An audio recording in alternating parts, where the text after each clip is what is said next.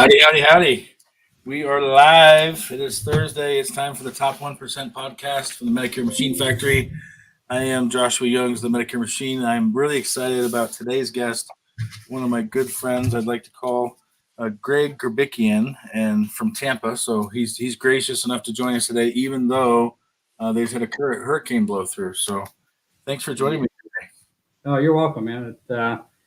Definitely happy that we're safe and we're in Tampa. So obviously, a lot of people were scared about what was about to happen, and fortunately, it kind of veered. So we got a lot of rain, a lot of wind, but structurally we're fine. Office fine. Unfortunately, there were some parts of Florida that were really hit pretty hard, like Fort Myers was really hit hard, and so I feel real bad for those individuals down there. So my prayers out to Fort Myers and that surrounding area that got really hit hard from this. So. Big time. The travesty is all around us all the time, unfortunately. But yeah, I'm really glad you guys you escaped the brunt of the damage too. So for those that don't know who Greg Kerbickian is, tell us a little bit of a quick intro of who you are, what you do, that kind of stuff. So I've been in the Medicare industry for over a decade now. So started around 2008, 2009 in the Medicare industry, but more importantly, my background, I would really kind of say, is sales.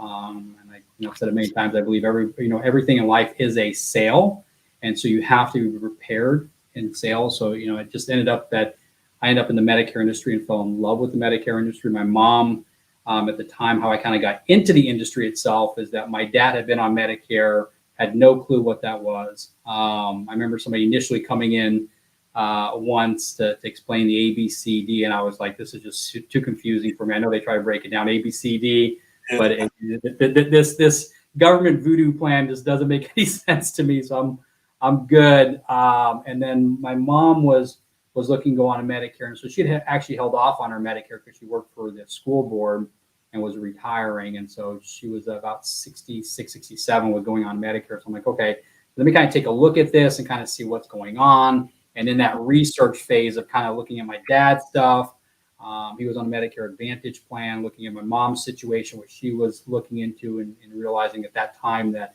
a Medicare supplement plan would probably be better for her because of her health and in that time period as well. So I ended up making that decision. Kind of just fell in love with that whole process, and I just realized that people really needed help understanding how this all worked. And so that's kind of drew some passion in me, and that's where I'm at right now. But sales is really what it comes down to when you're talking to somebody else. You have to sell yourself, and that's really kind of probably what we'll talk about a little bit today. Is all the training, everything out there really comes down to really selling yourself. So I agree. So I know we kind of have, in essence, if you look at the industry, we have opposite models in some respects, where you're, I think, primarily over the phone, if I remember correctly from our conversations, and I am, in essence, primarily face to face. I think both can be extremely effective. It just kind of depends on what the goals of that you want long term. I think it's easier to scale with a call center type or call phone over the phone type. Phone, correct, yeah. But what do you think is the biggest difference between working the phone versus working the pavement, and what do you think is the most common thread that those two have? So the difference obviously is that you can touch a lot more people over the phone than you can in person. So I mean, if you got to sit or you've got somewhere that you're going to see somebody and they're not there, you've taken that time to drive to be there. So that part of it, I think over the phone is a little bit better. Now, the in person though, if you're able to sit with them, you're able to sit face to face. There's a little bit more of a connection there, obviously, than over the phone, and so that benefits on that side. So again, there's no right or wrong answer. They're both very effective ways. But I think that if you're going to be doing in person, you got to be really good at setting those appointments, being able to go ahead and make sure that they're going to be there, tying them down to that aspect of it. So I think that again, both are. I've done both actually. I've done in person. I've done over the phone. I just prefer over the phone just because I feel like I can touch a little bit more people, and I view the phone presentation. And this is what I would train agents all the time, is that you have to view the phone presentation as, taking the at-home presentation over the phone. So like I literally when I'm talking to somebody over the phone, I'm visualizing myself sitting in front of that person. I think that's the biggest takeaway for this, because I've been asked that question. What's easier, over the phone or in person? I think both are, because if you take the mindset of, okay, if you're in person, yes, it's a little bit easier, because guess what? The person can see you. They can see your reaction. You can see their reactions. And so it's a lot harder sometimes for somebody to say no to you when you're in the house, and especially if they can see that caring attitude that you're displaying. But the thing that I've found is that you can do that exact same thing over the phone. The problem is most people don't do that.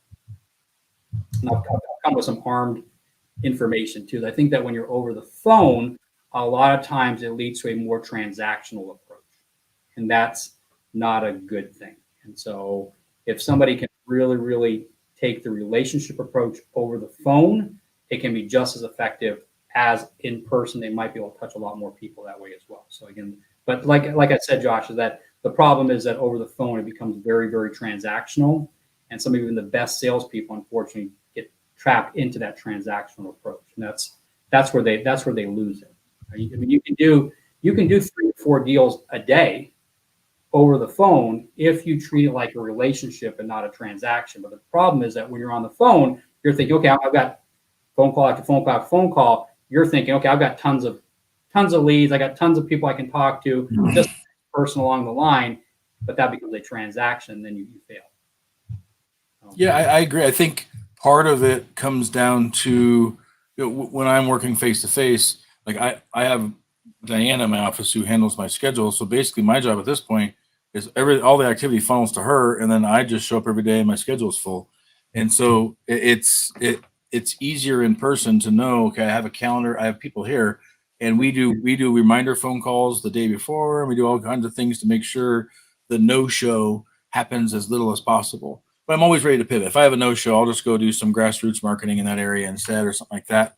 But yeah, I think it's very similar. Phone sales, to me, I think anyone who's good at in-person sales could be good at phone sales if they wanted or had to be. And I also think someone who's good at phone sales could be trained to be good at in-person sales. They're a little bit different animals, a little bit different dynamic, but both are effective. I like to use fishing terminology a lot, but the face-to-face models, like using bait. Where you choose to fish is more important than what you're using to fish with. Where with the phone environment, you're able to fish the whole lake at once. You're able to cast lures all over the place, maybe more than one spot. And so you're able to attack a larger territory. Or like for me, it'd probably be smarter for me in some respects to do phone, because I'm an hour and a half away from everybody where I live. And so having that barrier of space, you either drive back and forth like I do 80,000 miles a year, or you call back and forth, and both have value.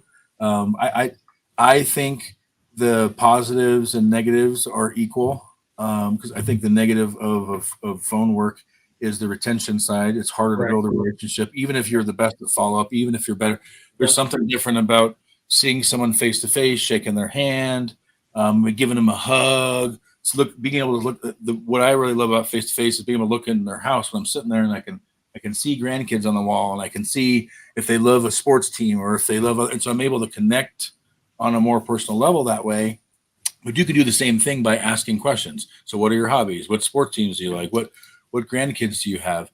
And I was talking to someone yesterday, because some people, that's an awkward thing to do if you don't know somebody, to have those kind of conversations. And so here's my tip for that, for anyone watching. All you got to do is ask yourself the question you want to ask them first, and then answer it first, and then they'll feel obligated to answer it back. And so as an example, if I want to find out if they have kids, I would either talk about my kids, or if I don't have any kids, I would say I'm an uncle. I would figure out some kids in my life that I could reference and say, oh, do you have any grandkids or kids or anything? And so if you offer the information first, I find it's much easier for someone to give the information back. But yeah, I think phone and in person, I don't think there's much difference, other than how quickly things have to happen, and maybe the process is a little bit different. But yeah, the problem with over the phone is that people get trapped in the very transactional approach, which is what you're saying. That's why I try to train people that you don't need 1,000 leads over the phone. You just need to connect with that other person and show that you actually care. So, I mean, I was literally this afternoon watching just a little short clip of Dennis Rodman, of all people. And I never really kind of knew this before, but he really kind of laid his heart out there and just said one of the things that affected him the most was that when he was growing up at 3 years old, his dad abandoned the family. So his mom was there with just him and his sisters. And he said that growing up, that his mom never told him that she loved him. And he goes, that affected him so much that, she wasn't around. She was working 2 or 3 jobs to support everybody. And so whenever she'd come home, it was always arguing or yelling at the kids, never told them that they loved them. And he said, of anything in life, that was, that's one thing that's always affected me, is that I felt like nobody cared about me. And obviously you saw now with, he's well known obviously for all his antics and stuff like that. But I think that just, it stems from that part of it. So the reason I brought that up is that you have to have that caring heart. You have to have that servant's heart when you're actually talking to somebody. So over the phone, that's how I became very successful with the phone, is because I had that caring heart. I wasn't looking to try to sell you something. I was trying to connect and find the problem. And if I couldn't find this, I'd always say, I had 2 things, two standards that I set for myself. And the standard was this: if I can't save you money, I got to go. If I can't put you in a better position, I got to go. But if I can save you money or put you in a better position, you got to go. And so that really is what drove me when I'm talking to somebody. Those 2 things are coming through my mind. I'm like, okay, can I save them money? Can I put them in a better position? If I cannot answer those 2 questions with a yes, or one of those with a yes, I got to go. If I'm talking to somebody that's got group insurance and they've got a spouse on their group insurance plan, they're turning 65 and they've got a good group insurance plan, I really can't save them anything. I'm not going to put them in a better position because their spouse is going to lose the group insurance coverage because they're on it. Guess what I've got to do? I got to go. Yeah. But then you have those agents that still try to push them. Well, you'll save a little bit more money here by doing this. And then, you know what, you'll lose your open enrollment period because you're not doing it now. It's when you should do it. And, and they start now lying to the person because that's not true. They'll have an SCP, they'll have an OEP down the road. So, I mean, those types of things. I've seen so many people, and you probably have too, where they were talked into their Medicare A and B when they're turning 65 when they shouldn't have. And so they lost an open enrollment period on that side for a Medicare supplement plan. But more importantly, they were paying for that for no reason at all, because the agent told them they need to do that. And then they tried pushing them into a plan, which they never got into, but they never canceled it. So that comes into it as well, is that I feel if I'm doing the right thing for every person, I will get the deals. I mean, it was funny because this last couple of days, stuck at the house right now with the storm, and now things have subsided. Sun's starting to come out, which is nice here in Tampa. But I was going through some calls and listening to some phone calls. I was writing down potential deal, no deal, potential deal, no deal, no deal. And so I was kind of going through them, seeing, okay, if I was talking to that person, how would I have changed things? So, I mean, here's actually a really good example. Is I listened to one call of an agent, and I wrote down my notes. The call started out great call. The mood shifted because of the way that the agent asked for the zip code. The agent says, "What's a good zip code for you?" What's a good zip code for you? What zip code are you located in? The address is actually right on the screen too. So it was just being lazy. It was not caring about the other person. Because I would say, "Hey, Josh, I've got your zip code here as 222 whatever. That's correct. Yeah. Looks like you're in Baltimore, Maryland. I've got your address here as 8. Is that correct?" Yes. And then you have to be prepared, because we're going to talk about, being prepared right now, is that as I'm asking for the address, what about if the person says, "No, that's not my address"? So, I have 123 Washington Street, Baltimore, Maryland. Well, I've got Baltimore, Maryland right. I've got the zip code right, but the address is not right. So you're going to have somebody that might now come back at you over the phone. That's the wrong address. How do you respond back? You have to be prepared for that. Hey, you know what? Sometimes there's a little boo-boo. Sometimes when they enter some of this stuff in, I must have my information incorrect. No big deal, Josh. What's your address? You just pivot and you come back and you act like it's no big deal, because it is no big deal. And I think people make such a bigger stuff out of that. So listening to the phone call, she goes, "What's a good zip code for you?" So what it does, it triggers the person to say, "Are you going to send me something in the mail?" because of how they ask that question. Like, what's a good zip code for you? So the person responds back like, oh, what's a good zip code for me? Are you planning to send me something in the mail? The agent, unfortunately, becomes combative with the client and says, and says right off the bat, you've got enough stuff on your counter.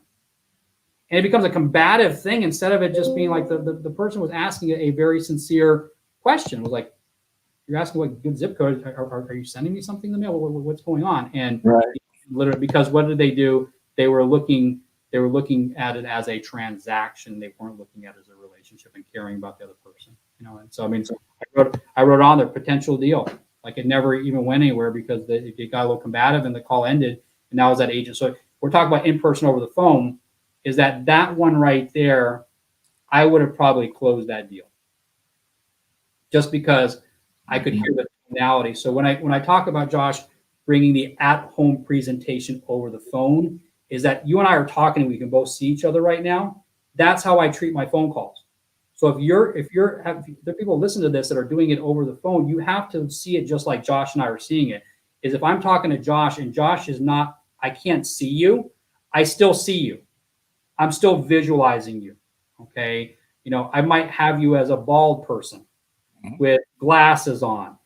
I make you a real person. And so as I was listening to that phone call, I was even actually putting myself in that phone call and trying to see that person. I saw her with gray hair. I saw her, I saw her a little bit of a chubby face just by the way she was talking over the phone. Just very sweet, very nice. And so that allows me to connect with that other person so that I don't treat them like a transaction. And that's what I always say. You've got to visualize yourself right on the phone with on that person. So it'd be funny because I would sometimes get pictures back at certain points during my career. I'd be like, wow, Josh isn't bald and he doesn't wear glasses. I was way off. But you know what? That's okay because I made him a real person and we connected. And then I have other times like, wow, I was dead on. Josh was bald, wearing glasses. Wow, I was pretty good at that one. That was a good one, So it's making that person a real person. That allows you not to treat it like a transaction and not to let things affect you when somebody says something negative to you. So Yeah, that's phenomenal. Phenomenal stuff. So tell me, I know your brand, if you will, is Medicare Rockstars. You've done a lot of, I feel like we've been on the same tour for a year together on some respects, hitting the same road shows, hitting the same stages, hitting the same everything. Yeah. And I know you're making a lot of momentum and waves. I use your book to give to my team on how to work the phone. I really believe that you've got that part down really well. And you recently sent me these flash to close flashcards is what they are, that I think any insurance agent, whether they do Medicare or not, should have something like this, if not this. I don't know of anything else out there. In fact, I have another deck of overcoming objection flashcards that I bought on Amazon, I don't know, a year and a half ago. And so a couple of days ago, I was comparing the two. Yours are bigger, they're easier to hold. They have bigger font. They have better objections of stuff we actually get in our business. But yeah, a lot of these are really awesome, Greg. You did a really good job on these. And so I wanted to highlight those and kind of get an idea of what inspired you to do that and what is your vision with these things? Are you trying to get these in the hands of every insurance agent in the country? That would obviously be the goal, just like, with Medicare, trying to help as many people as you possibly can. So that's the goal. So what inspired me to do this is that I was kind of tasked with like, okay, let's take the most common objection that we're getting over the phone and let's create something. And it was initially, sheets of paper with the objections and stuff on them or on the screen. And I was like, there's got to be a better way than people having something posted up on their desk and things like that. What can I do? And then I saw somebody actually advertising some flashcards. So I'm like, okay, let me buy these flashcards. I'm like, that's actually not a bad idea. And so I ordered flashcards, probably a lot like you. And I got them, and they were, first of all, they were playing cards, so they were very, very small. Yeah. And just the quality of them just kind of turned me off. And just initially, I'm like, it's just very, very small. And then when I pulled out the card and I saw the objections and the responses on them, the responses were absolutely horrible. They were some of the worst responses I ever heard in my life. They were cheesy. They were very car salesy. It was very it was, hey, Josh, on a scale of 1 to 10, where do you see us doing business? I mean, I'm like, who says that? Zero. And how does that move a conversation forward? How does that actually help somebody out? So I'm like, okay, this, let me try to see if I can do this. So it took me about 8 months to find somebody to design them, source them, and I wanted it to be absolute quality. And I think that I hit that on the mark just because of how solid this. I mean, it's a big box. It's hard. It's literally indestructible. Like, I mean, you can literally just throw it on the ground and it's still there. The other flashcards I have actually are all ripped up right now. Just the quality was terrible, and very, very big, like you said. But more importantly, what I really wanted to do with these flashcards was something that I've never seen anybody do before, is what I call the stall behind the stall. So when you give a response back to an objection, I think a lot of times when you have objection handling skills, people give you the response and then that's it. So all of a sudden I respond back to your objection and that person comes back and says, no, send me something in the mail. Wait a minute, time out. Like I gave that objection that you taught me on, but that didn't work. What do I do now? And so it's also there to help people critically think too. So like I was, when I was listening to some of these phone calls, the first one, can you send me something in the mail? So I just literally just pulled this one out, so we just talk about it. So can you send me something in the mail? So these flashcards are not only to help people respond back with correct responses, but it's also there to give them a blueprint, an outline. Okay, because I don't expect you to go ahead and verbatim say every single one of these. I want you to understand the reasoning behind it. Now, if you do say verbatim, it's great because they do work. Because this is what I would say. So when somebody say, "Can you please send me something mail?" What are they doing? They're trying to get you off the phone. Mm-hmm. And most of the time, somebody will come back with a cheesy response like what I just said. You got enough stuff on your counter. That's actually being confrontational. It's being combative. It's being like, to me, when you say something like that, if you said that to me, you got enough stuff on your counter, Greg, I'd be like, you're insulting me right now. Yeah. Ask you to send me something in the mail, and now you're insulting me. Guess what? That phone call is now over. It's over. Okay. So I would have like a 4-step process, and this is where and it's a very flashcards. I talk about it. The 4 steps. You have to agree with them. You have to address them by their first name. So that goes back to the in-person thing, Josh. Is that, and you've heard me say it a million times, is that I always address people by their first name, because especially over the phone, that literally creates that relationship with the other person. During this phone call, I've said Josh several times to you, and we know each other. But if we didn't know each other, each time I was saying Josh, guess what? That was actually making you feel like I knew who you were. So it's so critical when you're speaking to somebody. So I always agree, address them by their first name, acknowledge what they're saying, and then start asking them questions. And you don't stop. That's the biggest key to objection handling, is that you don't stop. Most people will wait for that person to wait, like for example, you got enough stuff on your counter. And then you just stop waiting for that person to go, oh yeah, you're right. I do have enough stuff on my counter. Okay, gave them the objection. Yeah. Yeah. Don't send me anything in the mail. What do you got? I'll just sign up right now. No, it's just, and I talk about a lot. Objection handling skills are not to overcome the objection. It's just to keep the conversation moving forward. Because if I can keep that conversation moving forward, I can get into my discovery process to start asking you questions, because questions are what is going to identify the problem. And by doing that, they're going to see me as a solution. That makes sense?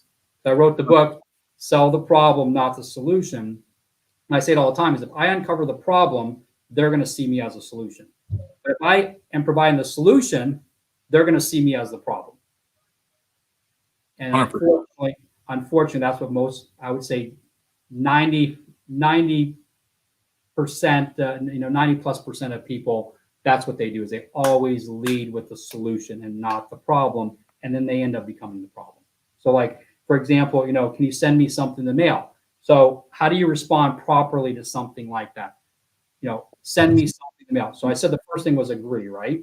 So how do you agree with send me something in the mail? So my thing would be, I have no problem doing that, Josh. So what have I done? I've just let their guard down. I've mentally made them think all of a sudden, oh, good. This guy, Greg, is complying with my request. He's going to send me something in the mail. Yay, I got this joker off the phone with me. Because that's okay, because they don't know me yet. They're not going to know me in the first couple of seconds of a phone call or during that phone call. I have to do that myself. I have to sell myself, which we talked about at the very beginning of the phone call. So it's hey, I have no problem doing that, Josh. But what you don't need is more information. What you need is what's best for you. Let me ask you a question. I have your address. Here is this. You see how I just did that? Is I literally said, hey, you don't just need more information. You need what's best for you. Let's find out what's best for you. Let me ask you a question. And what I've done is I've deflected. And that's really the key to selling, to be able to deflect and just move that conversation forward. Before they know it, they're like 5 minutes in the phone call and they've totally forgot about that because you just literally just kind of move that conversation forward. So then, I have on this thing right here, the stall behind the stall. So what about if they go, whoa, no, send me something in the mail. Send me something in the mail. I always have a go-to line of I hear you. That's always my big thing. I hear you. I hear you, Josh. I hear you, Josh. So the problem with Medicare is it's confusing. It's not a one-size-fits-all. I believe because of this, people don't get to talk to an expert, and that creates an even bigger problem. So let me ask you a question. What's your biggest concern right now with Medicare? So what I'm doing is I'm digging into the problem. I'm just, I'm deflecting from their question. And 90, I've found that if you do it properly, 90% of the time, you're just going to be able to move past that objection just like that. So one of the things that, people are listening to this right now, I think it's one of the biggest mistakes people make in objection handling is saying the word, I understand. And I hear it all the time. I even still hear it from some of my agents. Well, yeah, no, that's the mentor I had, the guy I worked for before I founded my own agency. That's his phrase to overcome objections was, I understand, affirm the objection, however, and then finish the sentence, which I found it has some effectiveness, but it also has situations where it creates more harm than good. The more harm than good is that you can just replace that with I hear you. Instead of I understand, I hear you. Okay? Because when I say I understand, at that point, anything I say after that is now me trying to sell you. Combative. Yep. Says, hey, can you send me something in the mail? Hey, I understand, but I'm not going to do it. The price is too high. Oh, I understand, but I'm still going to sell it to you. I'm still going to try to sell it to you. See what that is? It's like it's literally what it's doing is it's putting you down, and it's making you subservient, and then now it's making you fake. Because at the end of the day, I'm not interested. Hey, I understand you're not interested, Josh, but I'm still going to try to shove this down your throat.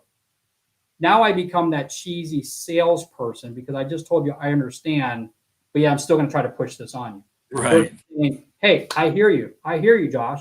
That's saying I acknowledge, I just don't understand. And that's really the key thing in objection handling is that you want to acknowledge, but you don't understand. Yep. I agree. I think it's the difference between subjective and objective. And if you make it objective where you pretend as though you're them and you do understand, in their mind now it's a competition where no, you don't understand because you're not me. You haven't lived my life. That's the direction mentally it takes anybody. So yeah, I think that's phenomenal. So I want to go through some of these with you to give some people maybe a preview of a few of these because some of these objections you have on these cards are pretty awesome. I mean, they happen a lot. Yeah, that one. I just want to call, or I want to just call the insurance carrier directly. I think for that objection, number one, you can't overcome it. But if that happens to you, if you get that objection, I just want to call the insurance carrier directly. I can almost guarantee it's because you went for the close before you built up enough trust. and you almost move too fast. But on the backside, you say, "I hear you." First name is what you always use that. I hear you, Greg. There is one big problem when someone does that, they don't get me. And again, if you don't in your mind have yourself as the biggest value piece of the whole proposition, because people ask me all the time, like, why did you move them from this plan to that plan? I said, because they'll go, because the benefits are this or that, or it's about the same coverage or whatever. I go, yeah, but they don't get me. And Right. so I vet out whoever they have. What coverage do you have?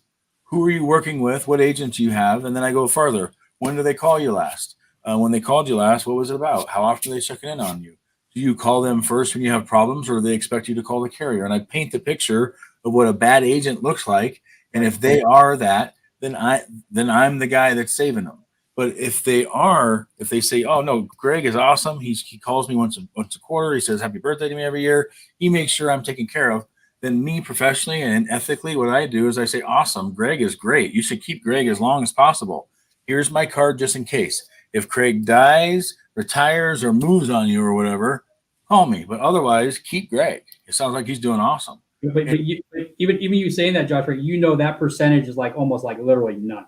Yeah. Like zero. Like, I mean, most agents don't do that because they're very good. But my point is to those watching, this is not a position where you have to poach, because normally, like, and if you run into somebody who's being taken care of correctly and then you steal their client from them, I guarantee it'll come back to you. They're going to figure it out. You'll be known as that in the industry, and you just don't want that. And there's no reason to. If somebody's being taken care of correctly, then you should just do the right thing, like you say, walk away. That's one of those that you walk away from. But it's like this was a while back, but I heard agents talking to a customer or to a client or a potential client, and as they're talking, he's asking about, do you have an agent? He's like, yes, I do have an agent. Okay, he's asking more questions and find out that the agent that he has been best friends with his wife since 4th grade. Guess what? I gotta go. Because at the that's something that I'm not going to be able to overcome over the phone. I don't care how good you are, because you're going to lose that sale. Even if you're able to convince that person to do it, at the end of the day, they're going to cancel that, because you cannot, no matter who you are, you cannot take away that relationship of that person with their, with in that situation. I mean, best friends with wife since 4th grade.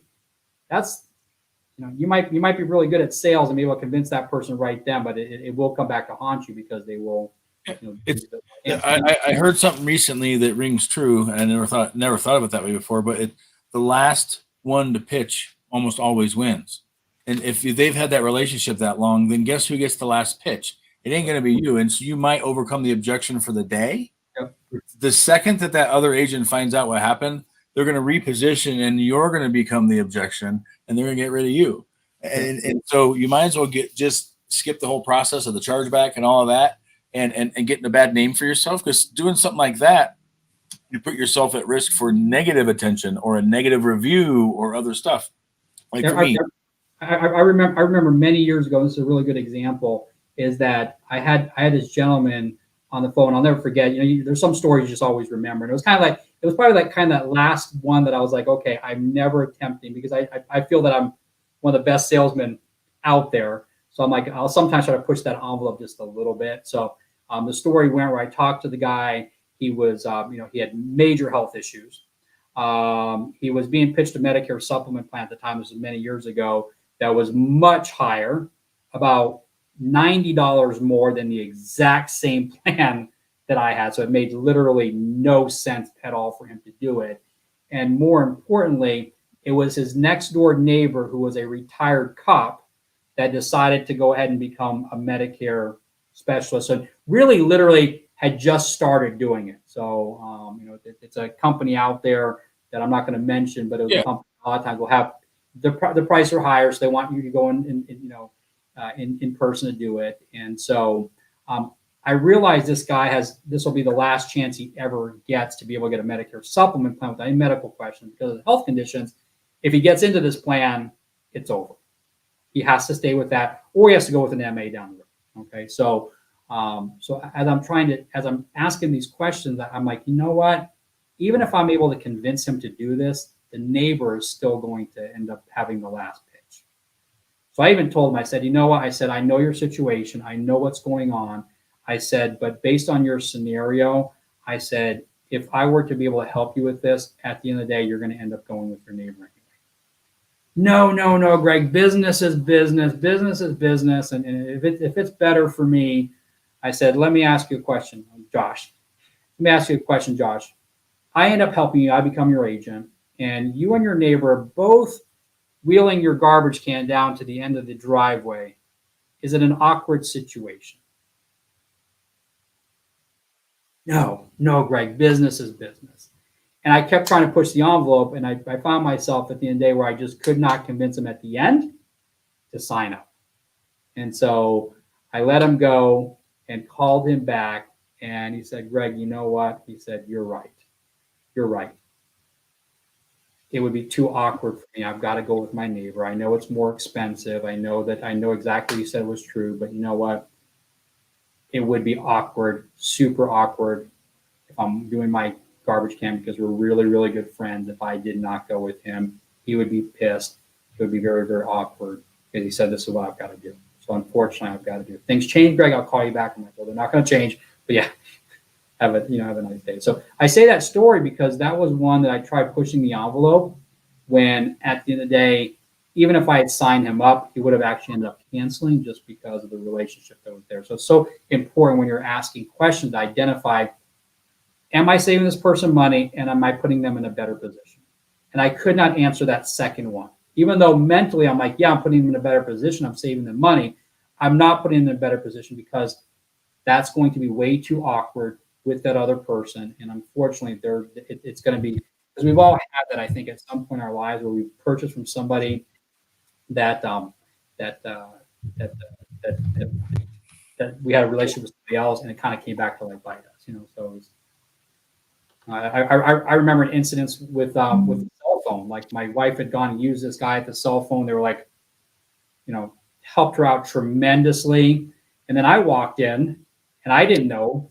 She was there with me. I ended up getting some other rep, and I'm going through the cell phone thing. And he walks out, and he goes, Jen, like, why didn't you use me? And it was like so awkward. And she was like, and she felt bad. I felt bad. Like, I'm like, why didn't you tell me that you had this relationship with this guy here at Verizon? Like, she was like, totally forgot. And I feel like so stupid. And so it was awkward. It was so awkward because this guy was like, I bent over backwards to help you. I have any referrals. Now you literally walk into my place. And it was obviously, it wasn't, she didn't do it on purpose. She didn't realize, she wasn't thinking she did it, but we've all had that situation where, it's just been that awkward situation because you went with somebody else and just, if it's not there, walk away, Yeah, sometimes it's not worth it, right? Because I think the universe, God will end up, will help you in those situations when you do the right thing. And you're not doing things. He'll send you somebody that actually needs your help. Yeah, the help part to me is the most important. And again, you're going to have all kinds of crazy stuff happen, whether you're in the field or if you're on the phone. The stories I hear, the stories I have, the stories that are out there, they shouldn't surprise you. People are people, whether you're doing insurance or something else. And objections are there usually for one thing and one thing alone. It's because somebody feels threatened to either make a decision before they feel they're ready, or they don't trust you, or something else. But if you do the process correctly, like I would anticipate, Greg, that you most of the time at this point, unless you're if you're like rusty or out of practice or something, I would guess you don't get objections very often anymore.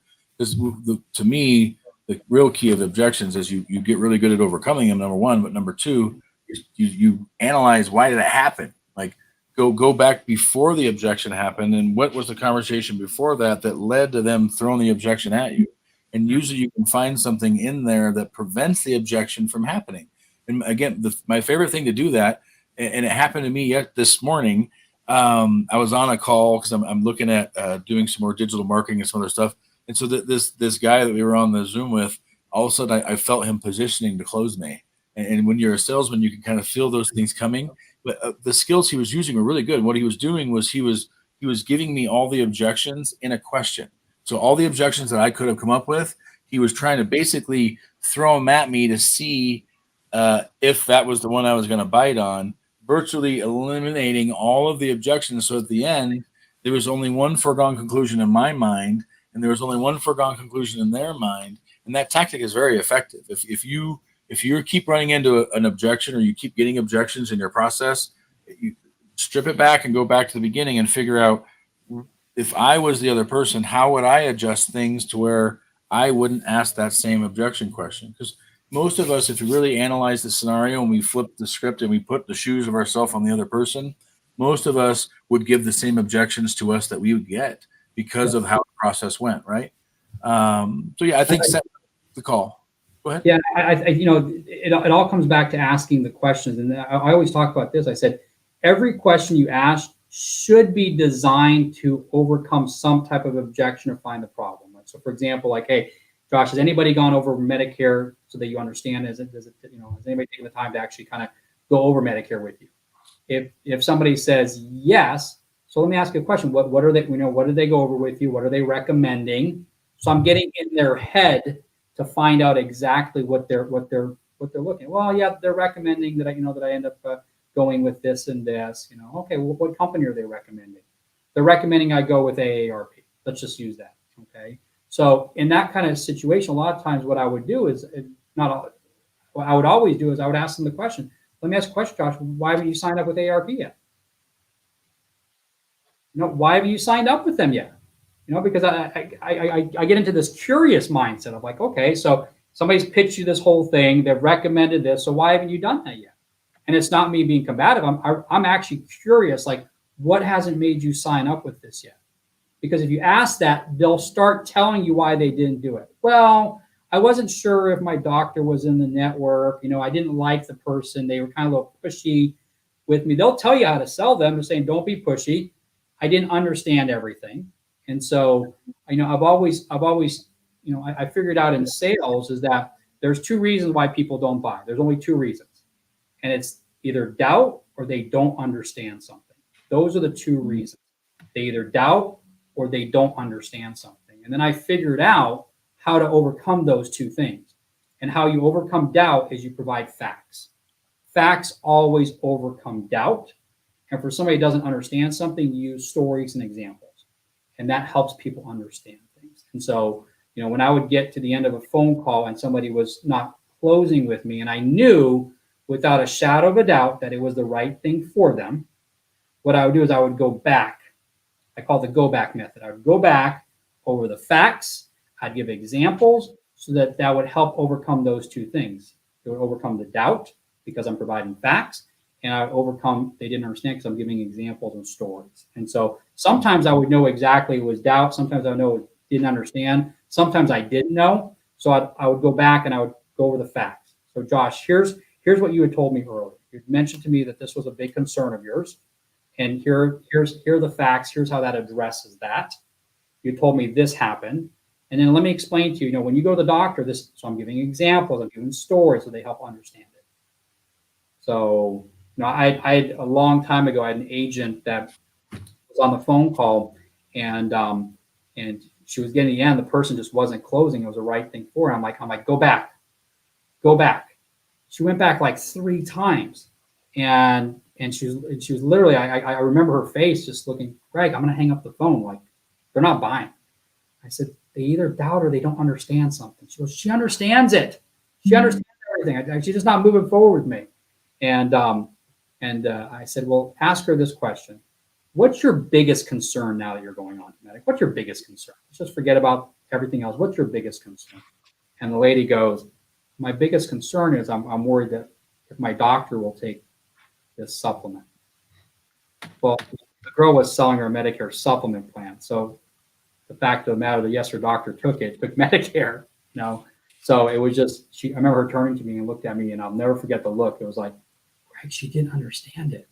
Mm-hmm. Correct.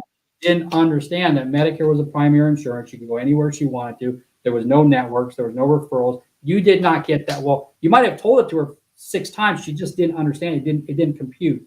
So you have to keep kind of going back. And when she did that, she was like, oh, and she explained it and gave some examples of stories. The lady signed up and was super happy she did it.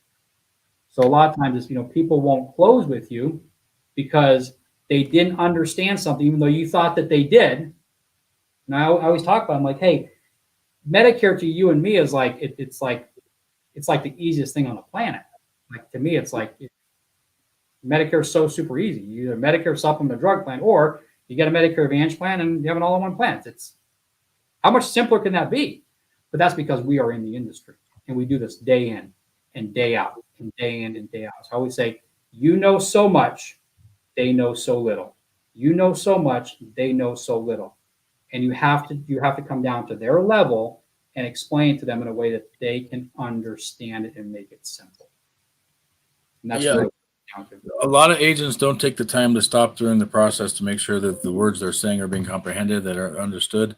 And the visual, I've heard a few different people. Josh Lustig says, make sure you close the door behind you and lock it before you go on to the next topic. What that means is make sure that they've got the question answered and they understand it before you move on to the next topic.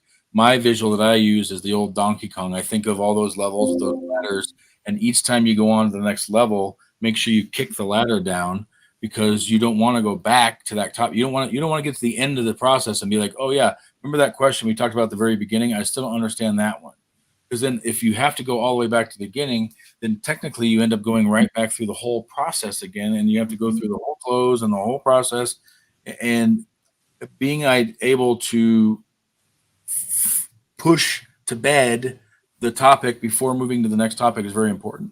I was explained it a long time ago when I got in sales. It's almost like a ship. Okay, so like a ship, and I didn't know this when I first got it. A ship has several compartments down below, and they do that because if the ship gets punctured, it doesn't take water on the entire ship. So they literally have valves that they can shut off, so that compartment is actually shut off.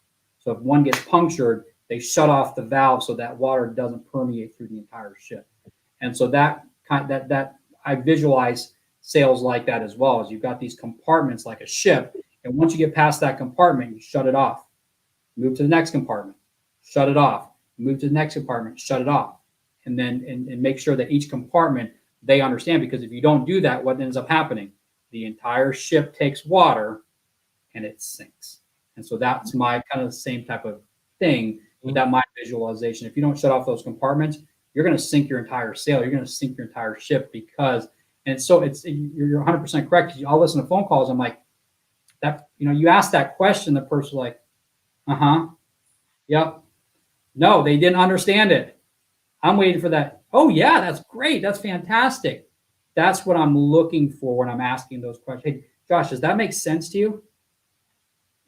Exactly. Yeah, that makes sense. Okay, let me keep going. No, they just told you it didn't make any sense because of how they responded back to you. So you have to listen so carefully, and that makes it so you're treating it as a relationship, not a transaction. Because I can't tell you how many calls I've heard where I'm waiting for that. Oh yeah, great, that makes so much sense. Yeah. Oh, I love this. Now I can keep moving to the next part. Okay. That's phenomenal. So at this point of the podcast, I always flip the script for a minute. And I open it up and I let Greg ask Joshua any question. No topics off limits. Anything you want to know, I'll answer anything wholeheartedly and truthfully. I'll give you my secret sauce if you really asked about it. Okay. I guess the question I have is, where did Medicare Peace of Mind come from? Like, where did that? Well, it fell in my lap is really what happened. And what it was, when I was running the old agency, we had a career program, an LOA shop. And we were generating a ton of turning 65 direct mail leads, and people in the team were getting people on the phone, and they were having good conversations. They would mail them something. That was our thing. We went against the grain, where everybody else says, "Oh crap, mail them something's an objection you have to overcome." We would rather come off with, "Hey, we're going to mail you something," so they had no objection to that. But what was happening is we would send them the information. And we would, in essence, send them enough information where they felt like they didn't need us anymore, and we would never talk to them again. So I had to figure out a way for the average person, without having skills to overcome that objection. How can I create one piece of paper that would be what I would call an assumptive close? And so I started to formulate this sheet, and it's what I called the 4 steps. So 'cause my mentor and I sat down and we said, we need to simplify this thing. And so we got to get it down to 3 steps, and we got it down to 3 steps. And with those 3 steps, we added a 4th one, which was an in-force appointment, which nobody was doing. And so it became these 4 steps to Medicare. And then we were like, what are we trying to give them? And it started out with demystify Medicare. And we did demystify Medicare for a while. And then I remember what the hell I was doing. But then one day I was like, what if we do 4 steps to Medicare peace of mind? And for a while, it was just a line on a sheet of paper. And then the second I had to found my own agency, I knew right away that's the direction I wanted to go. And so I honestly, I didn't expect it to be available. So I went to my Secretary of State website. I searched, is it available? They said yes. And back then, most people were still, and even to this day, a lot of people are afraid to put Medicare in their name of their business. But I did it anyway, and it's really been one of the best decisions. For a while, it was a bad decision because I did a very poor job of educating people that I did more than Medicare, and so a lot of people had no idea I did life or annuities or dental or anything else. So I do a better job nowadays. But 2 nights ago at my seminar, I had 4 people come up to me at different times in the seminar and tell me that the only reason they came that night was when they did research on who I was, the fact that my agency was called Medicare Peace of Mind. That's what they were looking for.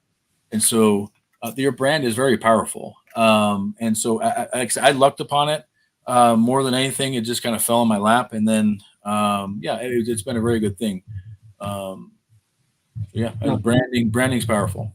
Yep. No, that's awesome. I mean, with our company's Healthcare Solutions Direct, and our tagline, which we were able to copyright, was simple as 1, 2, 3. And so that was always my thing, simple as 1, 2, 3, because we did it for, we do Medicare Advantage plans, but we did it for a long time, Medicare Supplement plan. So I'd always have the 1, 2, 3, Medicare A and B, number 1, number 2 is Medigap Supplement plan, number 3 is your Part D drug plan. That's how every pitch would go. It'd be like, hey, grab a pen and piece of paper, write down number 1, write down Medicare A and B. I would explain Medicare A and B so they understood that compartment, and they realized that was their insurance. That no matter what we did, that was their insurance. Number 2, there's your supplement. That's going with that. Those 2 things go together. And then the third component is your drug plan because Medicare doesn't cover it. So, and that's how that goes back to just even like Medicare Peace of Mind, but just keeping things simple and keeping things understandable. And that's kind of, it's always been to keep things simple. I mean, a long, long time ago, prior to me being into Medicare, and I'll never forget it, is I tried getting into the financial industry, as a financial advisor, and I started working with this guy, and so ended up setting it up where we would do like little conferences, and I would get up and do, because I didn't know anything about financial advisors and stocks and bonds, stuff like that, but I was a good salesperson and a good communicator, so I would get up and I would do a little motivational speech and get the crowd basically warmed up, and then he would get up and then present the financial stuff. And after the first 2 seminars, I realized this was probably not the person that I wanted to go into business with, because he got up there and made it so complicated. Like I'm sitting back there going, you're making it so complicated. And I'd have doctors that would come up afterwards and go, dude, I loved your thing, man. It was so powerful.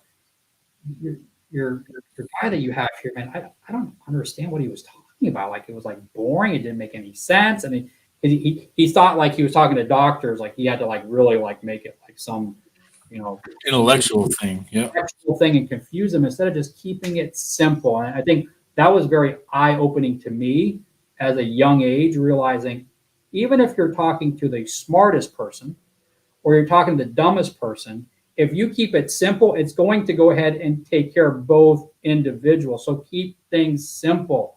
Always keep things simple. When you overcomplicate things, that's when things end up causing objections and things like that. So I'm always about keeping things super, super, super simple. In my experience, most people that talk in complexity, they do that because they don't have a real understanding. Like to me, being able to take a complex subject and then explain it in simple terms, that really is your demonstration as a professional, as an expert, as a savant, if you will, because savants do that. They don't try to talk in big language and all that kind of stuff unless they're trying to impress their peers. But even then, it's not that effective. So I agree. Yeah, the verbiage you use, the tone, the tonality, especially on the phone. Like for me, working a lead, there's still a component of phone work in the beginning, and one of the big reasons I like face-to-face is I get that competitive advantage of being able to read body language and tone and inflection and all those other things. But you can do the same thing on the phone. So in the first 10 seconds of the phone call, start listening for any kind of clue. Like for me, I'm listening. Is there Bob Barker in the background? Am I listening? Is there a dog barking? Is there anything that I can take the conversation where I pull myself into the room with them? Like you do that in your imagination, Greg. But for me, I try to literally get myself in the room by talking about something I hear about. Do I hear something? What do I hear? And you also listen to how fast they talk when they answer. You listen to the tone that they're using. You listen to the inflection. You listen to all those things. And you have this 10-second opportunity to give yourself a chance. And what I like to do at the beginning of my calls is to say, hi, how you say, how have you been? I like, how are you? I think both of them are great. And both of them make them think, well, do I know this person? And that's what I want them to have. I want to have that awkward deja vu, like, I think I know him, but I don't, or should I know him? Because if you can position that way, like I said, when I find out, hi, how are you? How they respond to the hi, how are you for me gives me everything I need to know on. Do I need to get to the point? Do I have time to dawdle and talk about grandkids and gardening and other stuff and build relationship? Because where they come from also matters. So if I'm talking to someone in the deep South, I'm going to talk real slow. I might even throw a twang or an accent in there once in a while just to kind of connect with them on that level. And it goes back when I used to be a waiter once upon a time, and they had me do host stations sometimes. And the big lesson I've taken from being a host in a restaurant is they tell you when you seat somebody, match the gait. And so now every time I get seated, I always pay attention to this. If someone just runs off and then they turn around and wait for you to catch up, that's sending a message. Versus if they're walking slow and you take your time and you sit there and maybe you give them your arms so they can hold it so they're steady, positioning with tone, inflection, speed, the more you can match who you're talking to, the better off you are. So practice talking quickly, practice slowing down without it being awkward. Also using things like hi and hi. Being quiet is actually often more impactful to make someone listen than yelling at them. And so those are all tricks that I've learned over the years that you can use on the phone to control the conversation. And that's the big thing that I think most agents make a mistake on is they hand the control keys of the conversation to the person they're talking to, and they let them push you around.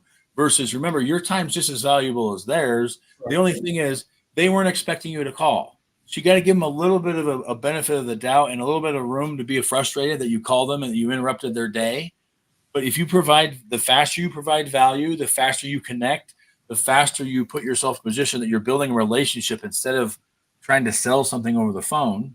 Yep. Then you're going to have a much higher rate of saying yes. And I would say you'll find out how much they trust you when you ask for an appointment, when you ask for a sale, when you ask for a check, when you ask for a signature. You'll find out exactly how much trust you've built. And to me, the key of the whole thing is trust. And trust is about likability. It's about dependability. It's about expertise. It's about customer orientation. And it's about selling orientation. We call them the 5 pillars of trust. And if you're able to put all 5 pillars into the conversation, what's the most important one? Likability. Because I can tell you this, all things being equal, you buy from who you like. That goes back to your conversation you had earlier, Greg, when you're talking about that person who they had their neighbor they work with, or whether it's their nephew or whoever it is. All things being equal, you could have the perfect solution. Even if it's awkward or not, they're still going to go with who they like. Long term, they're going to go with who they like. And so you want to be that person. And how do you be like that person? Well, you connect with them. You pay attention. You take time to get to know them. You ask them questions about them. But yeah, we're almost out of time. Yep. So before we go, I really want, I can't tell you how impressed I am with this flash to close box. And so tell the world, I'm sure you've done it before, but tell the world who might be watching now or watch later, how the hell they could get a hold of some of these, because I don't know what you're charging for them, but whatever it is, it's probably not enough. They're $49.99. Includes rush shipping to it, so just $49.99. And yeah, I mean, I'll end with this. I mean, you just, because you kind of just ended with it, like, not interested. I'm not interested. Like, that's a key thing. I'm not interested. We're in insurance, right? So I mean, My thing on the back is, I hear you, Josh. Nobody's really interested to talk about insurance because it's boring. But it might benefit you to listen to this one. It might benefit you to listen. Let me ask you a question, okay? And it goes back to, they're not sitting around. There's no perfect time to talk about insurance, and it is boring. So if my initial reaction, hey, I'm not interested. I don't have time for that. I'm not interested. Hey, I hear you, Josh. You know what? Nobody's really interested to talk about insurance. It's boring, but it might benefit you to listen to this call. Let me ask you a question. You see what I've done is I've literally now, because you're 100% correct, there's no perfect time. There's no time where I'm sitting around going, today's the day I need to do my insurance. Today I've got to sit down and block off this time. No, there's no perfect time for it. So once you understand that, it helps getting over the objections a lot easier, because you realize there's no perfect time. I have to disrupt the pattern. I have to disrupt the pattern. So one big thing I always talk about is the objection handling skills is there to disrupt the pattern. They're saying, I'm not interested. They're saying that because there's no perfect time. So let me just address that, disrupt that pattern, and say, hey, I hear you, Josh. Insurance is boring. I get it, but it might benefit you to listen to this call right now. Let me ask you a question. Then you just go right into asking the questions. Don't stop, don't pause. And all of a sudden, before you know it, you're having a conversation with them, and then they're closing with you. So what's the website they would go to?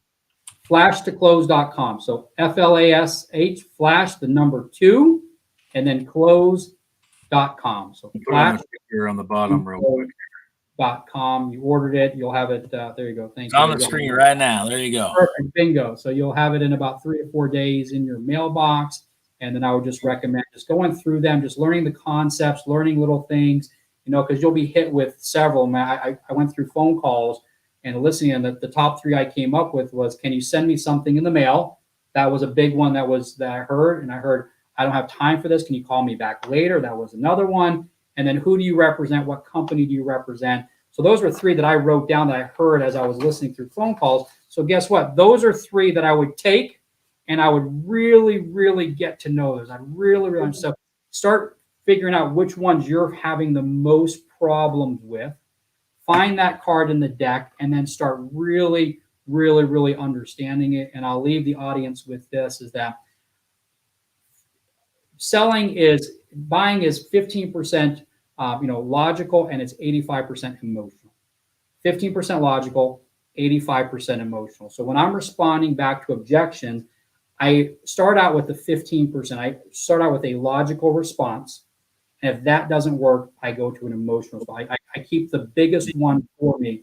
And here's one that I'll hear some agents even use, and it always worked for me, was this. If I threw out the first response, it didn't work, my second response would come back, and I would say to that person, I would say, you know what?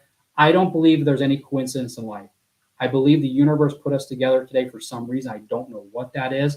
If you can be kind enough to give me a couple minutes of your time, Josh, let me see why the universe did that. Let me ask you a question. Boom. I hit the emotion. And it worked all the time, because I was just telling the person that, hey, I don't believe any coincidence. I believe there's a reason why you and I connected. The universe put us together. I don't know what that is. Let's figure out what that is. And it literally worked all the time. So that was always my back pocket. It's on several of the cards as the backup, so that, and I've heard agents of mine actually use it. It works. So you go to flashcards.com, grab it, and get in the mailbox. Start going over the objections, and start writing down which ones you're getting. Go back in the box and start really, really understanding those. Really, really well. You got to practice the return. So it's just like anything else. If you don't practice your putting, then you having the feel and the touch and all that not going to be there, and you're going to be putting off of luck. So you've got to literally take them like flashcards, like you were when you were a kid, and you've got to study, and you've got to practice saying the response. So get your spouse, get your friend, get your kid, get whoever to give you the objection, and you practice giving them the rebuttal, because otherwise it's not like marbles. Yeah, the key thing, Josh, is like, when people are going through their phone calls, they've got this deck with them. Start writing down what you're hitting, because you're going to be hit with objections. I don't care who you are, whether it's over the phone, whatever it is. You're going to write that objection down, and then go to your box and start grabbing those cards and go, hey, I'm getting hit with this. I got to be prepared. I got to be prepared for the response. I got to be prepared for when they say no to that response. What's the second one? So each one of these cards have, I said, a stall behind the stall. There's the initial response, then I have a second response right behind it, so that they are prepared to do that. And then you can start modifying it to your liking, and start making it kind of your own as well. But once you got that down, it's super easy. I mean, if somebody tells me, hey, can you send me some in the mail? Hey, I have no problem doing that, Josh. I don't have to look at a card. I have no problem doing that, Josh. But what you don't need is more information. You need what's best for you. Let me ask you a question, Josh. Boom. I move forward. I don't have to hesitate. I don't have to think about it. It becomes second nature, and it works. I kind of laugh a little bit when I'm saying it, a little chuckle. It's not, and it moves the conversation forward. And if the person's like, no, you got to send me something in the mail.